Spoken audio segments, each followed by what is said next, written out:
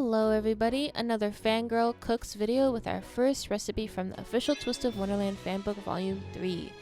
This time we'll be cooking our cute country poison apples culinary dish, Epel's stew. If you've been looking for something pretty and warm to make for this upcoming winter months, this is the stew for you. This stew is based off the Japanese cream stew, a popular Western influenced dish that has either chicken or pork, vegetables, and a thick white roux.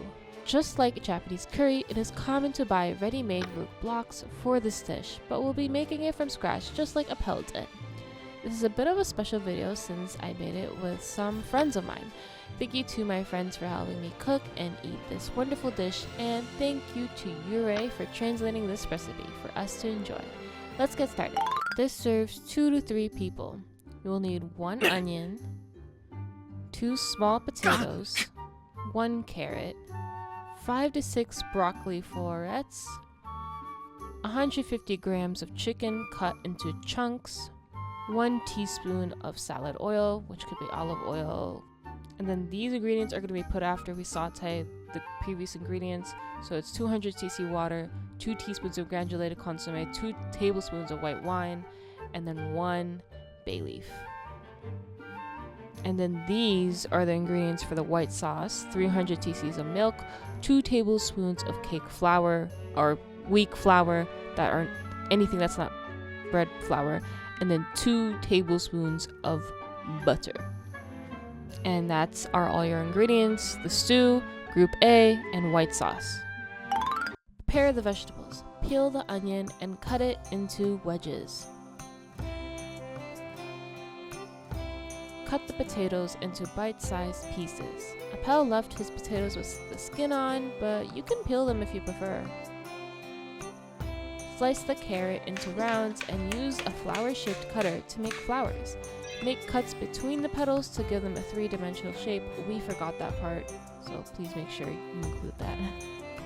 Well, that's actually working a lot better than I expected. Right? Yeah. I'm surprised too. Holy crap. I was so worried I had to learn that Japanese video, bro. I have to buy specific carving tools for this. Bro, we ain't carvers like Epel, bro. He's a different level. Yeah, it really is. Because the way Sabek, like, the way they described it, I was like, wait, what do you mean a swan? What is this nonsense? Separate the broccoli into small florets. Blanch in boiling water for about 30 seconds. Step 5. Season the chicken with salt and pepper and heat salad oil. Saute the chicken over medium heat. Add the prepared vegetables from step 1 to 3 and continue sauteing.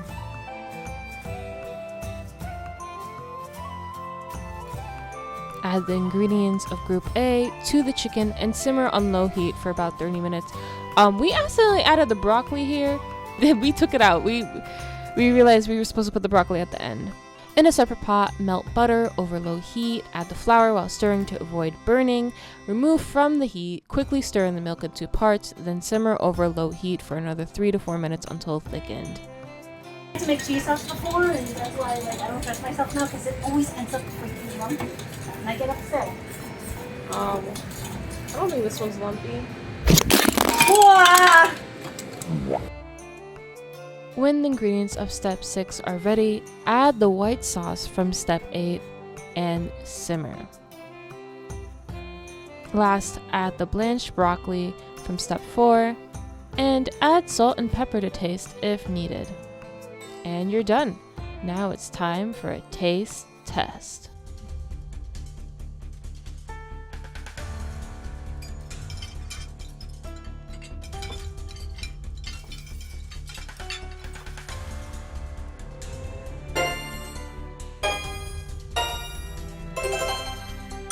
This was delicious. Not only was this filling to eat, but it was also a very light meal to have. I didn't feel groggy at all afterwards.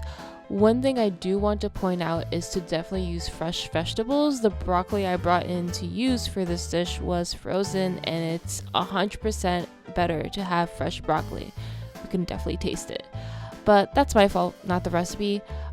This is a personal preference, but the ratio to food and sauce was a little off for the recipe. There definitely was a lot more vegetables and chicken than sauce, and I'm a saucy girl, so in the future when I make this again, I'm going to use more flour, water, and milk. If you liked it or hate it, let me know in the comments, and if you try it, tag me in it. What recipe would you like to see me try next? Let me know. Leave a like and a sub, and I'll catch you guys next time. Bye!